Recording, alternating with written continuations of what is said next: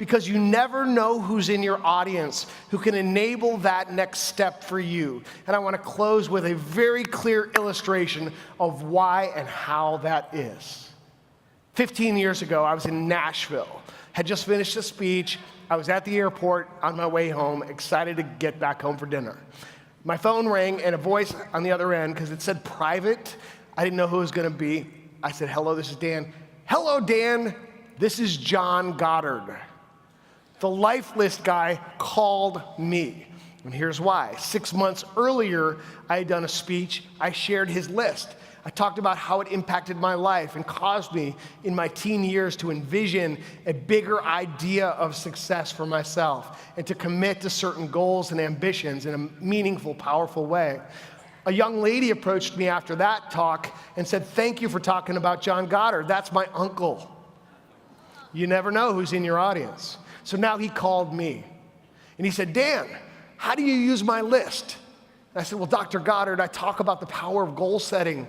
And he said, oh yeah, I think the problem is most people don't set their goals high enough. And they don't feel the excitement and the thrill of going after them. What do you think, Dan? He asked me. And I said, well, I agree, and I don't think most people write them down. I think they just keep them in their minds, and they need to write them down, as you did. And he said, oh yes, it all begins there.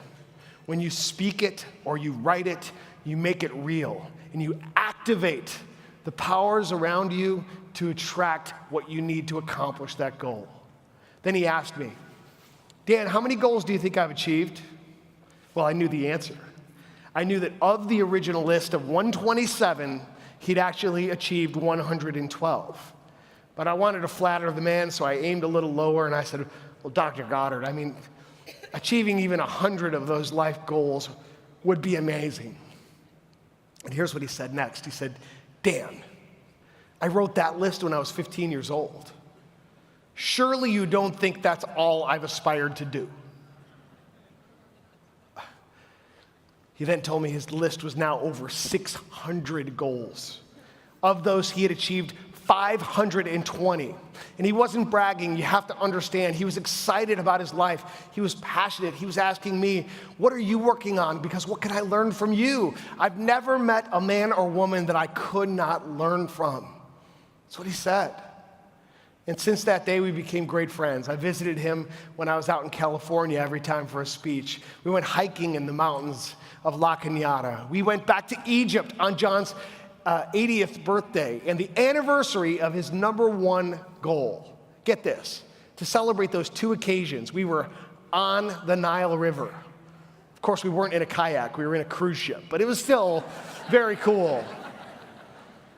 And when John passed away 5 years ago, and his wife Carol called me and she said, Dan, would you please officiate John's celebration of life ceremony?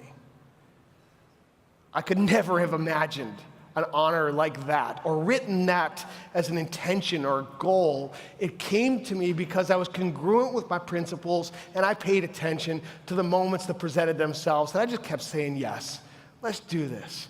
And so at that ceremony, these people came from all over the world, fellow adventurers, world leaders. There were educators, there were family members, people I'd never seen, or many of them I'd never even heard of, and they all said the same thing.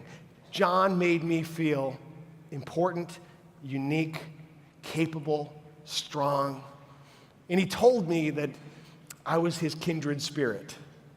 See, I thought he just said that to me, but he said that to everyone.